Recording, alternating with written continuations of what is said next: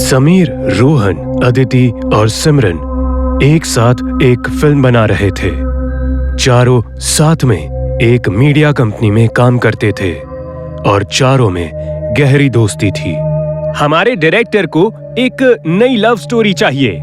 अरे यार, आजकल की लव स्टोरीज तो बिल्कुल कॉमन हो गई है। हाँ, कुछ यूनिक और अलग कहानी लानी होगी जिससे ऑडियंस को मजा आए। मैंने सुना है शहर के पुराने बंद पड़े लाइब्रेरी में कई सारी किताबें रखी हैं और उनमें बहुत सारी अनसुनी कहानियां बंद है। लेकिन वो लाइब्रेरी सालों से बंद है, वहाँ तक हम पहुँचेंगे कैसे? अगर हमें वहाँ से अच्छी कहानियां मिल सकती है तो फिर हमें कुछ ना कुछ उपाय तो जरूर करना पड़ेगा। चारों एक रात चुपके से शहर की पुरानी लाइब्रेरी में घुसने का प्लान बनाते हैं। वो लाइब्रेरी पुराने कब्रिस्तान के बगल में थी, जिस वजह से उस लाइब्रेरी के बारे में कई तरह की अफवाहें भी फैली थी।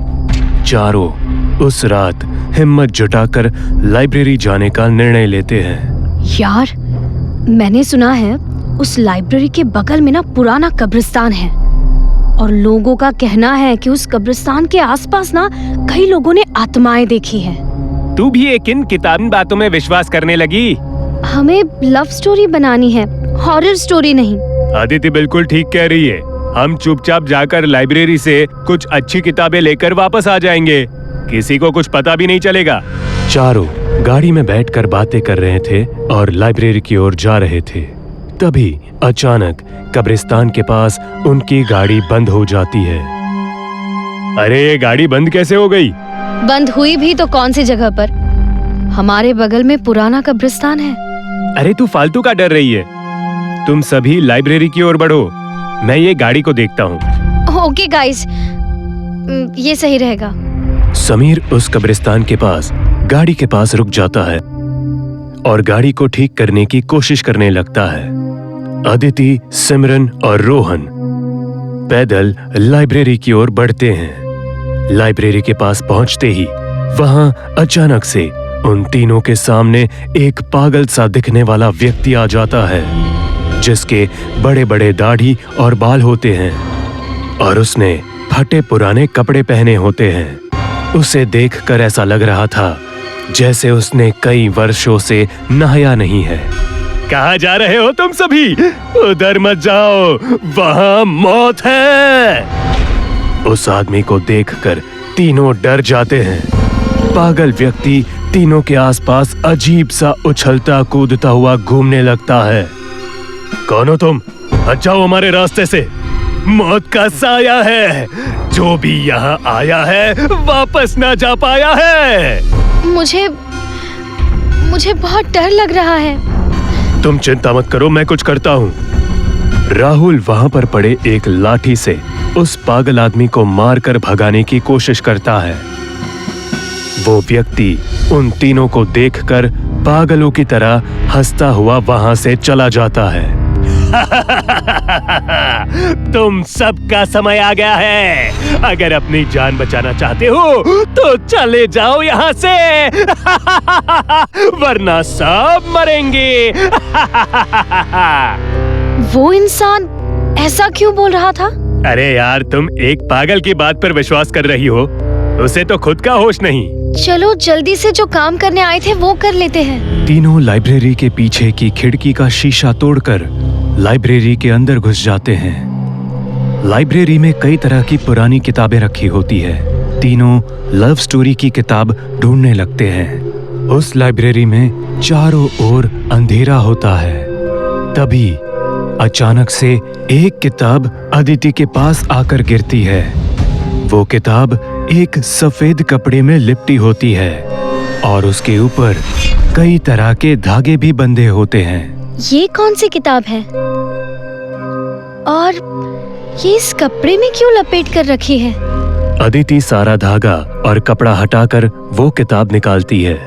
उस किताब के ऊपर राजकुमार और वैश्या की प्रेम कहानी लिखा होता है और उस किताब के ऊपर कुछ अजीब सी चित्र भी बनी होती है। अदिति उस किताब को देखकर खुद को रोक नहीं पाती। तुम्हें कोई अच्छी किताब मिली क्या? ये देख, इस किताब का टाइटल कुछ यूनिक लग रहा है। और तो और इस पर बहुत ही अजीब चित्रकारी भी की हुई है। देख। ठीक है, हम इसे ना बैग में रख लेते हैं, वो हम बाद में पढ़ लेंगे। अब इस किताब को मैं अपने पास रख लेती हूँ। अदिति उस किताब को अपने बैग में रख लेती है। अचानक अदिति को लगता है कि बैग के अंदर वो किताब अपने आप खुल रही है और बंद हो रही है। तभी वो उस किताब को अपने बैग से बाहर निकालती है और अचानक एक तेज हवा का झोंका आता है, जिससे उस किताब के पन्ने पलटने लगते हैं। क्या हो रहा है? ये सब क्या हो रहा है? इस किताब के पन्ने अपने आप कैसे पलट रहे हैं? तभी उस किताब के पन्ने पलटने बंद हो जाते हैं। वो किताब के पन्ने एक जगह आकर रुक जाते हैं। उस पन्ने पर राजकुमार और उसके पैरों के पास बैठी लड़की की तस्वीर होती है, जिसके कपड़े देखकर वो एक वैश्या प्रतीत होती है। अदिति उस पन्ने को पढ़ने लगती है। राजकुमार और वैश्या की प्रेम कहानी। ओह, ऐसी कहानी तो धूम मचा देगी। जैसे ही अदिति उस पन्ने को पढ़ती है, उसके होश उड़ जाते हैं। वो डरकर उस किताब को फेंक देती है। तभी वो देखती है कि उस किताब पर बनी वैश्या की तस्वीर वहां से गायब हो जाती है और वो औरत अदिति के सामने खड़ी होती है। तुम तो राजकुमार की प्रेमिका हो ना, जिसकी तस्वीर किताब में थी? लेकिन तुम बाहर कैसे आ गई? वो वैश्या अपने घुंघरू बजाते हुए अदिति के सर को अपने पैरों से दबा देती है। अदिति के मुंह से आवाज निकलनी बंद हो जाती है। अदिति उससे जान की भीख मांगती है, लेकिन वो वैश्या अदिति के सर को अपने पैरों तले कुचल देती है और अदिति की आंखें और जुबान बाहर आ जाती है। उसके नाक से खून बहने लगता है और वहीं पर उसकी मृत्यु हो जाती है। वो वैश्या अपने बाल बांधते हुए वहां से गायब हो जाती है। हमें यहाँ से निकलना चाहिए। हमने सारी बुक इकट्ठा कर ली है, इसमें जरूर कुछ ना कुछ अच्छा मिल जाएगा। राहुल और सिमरन अदिति को ढूंढने लगते हैं। सिमरन की नजर अदिति पर जाती है। उसे देखकर ऐसा लग रहा था मानो जैसे वो बैठकर किताब पढ़ रही हो। अरे यार अदिति, चल, हमें यहाँ से निकलना है। तू यहाँ बैठकर किताब क्यों पढ़ रही है? अदिति का कोई जवाब नहीं मिलने पर सिमरन उसके पास जाती है और उसके कंधे पर हाथ रखती है। अदिति की लाश लुढ़क कर गिर जाती है। सिमरन अदिति को देखकर डर जाती है और वो जोर से चिल्लाती है। क्या हुआ? क्यों चिल्ला रही हो?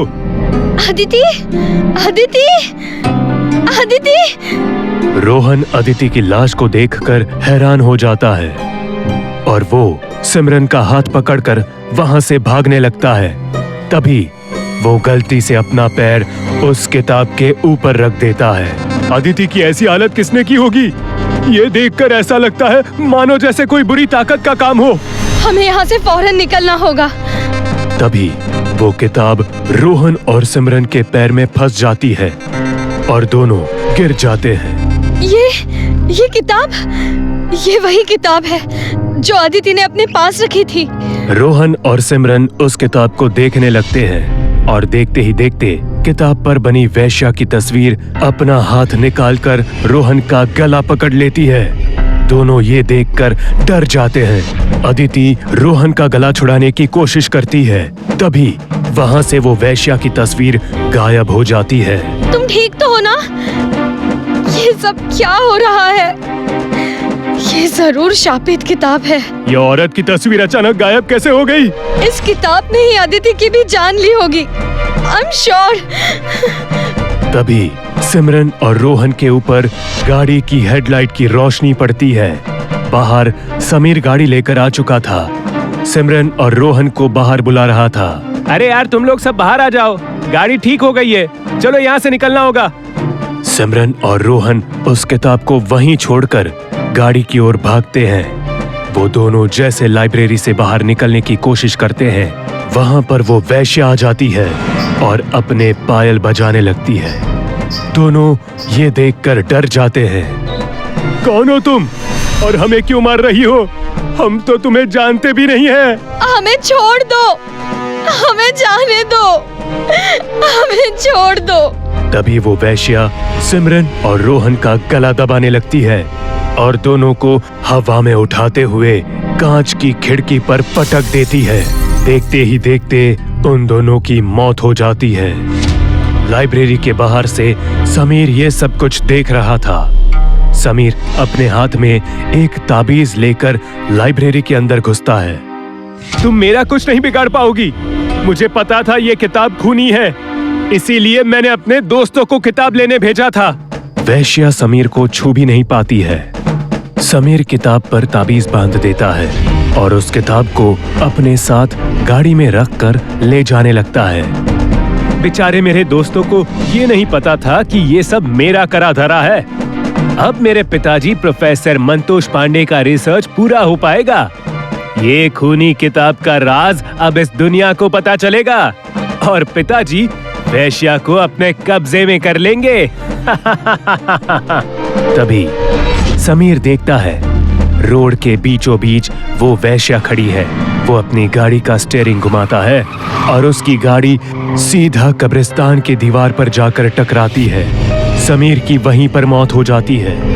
वो किताब वहीं कब्रिस्तान के पास एक कब्र में गिर जाती है और वहीं दफन हो जाती है।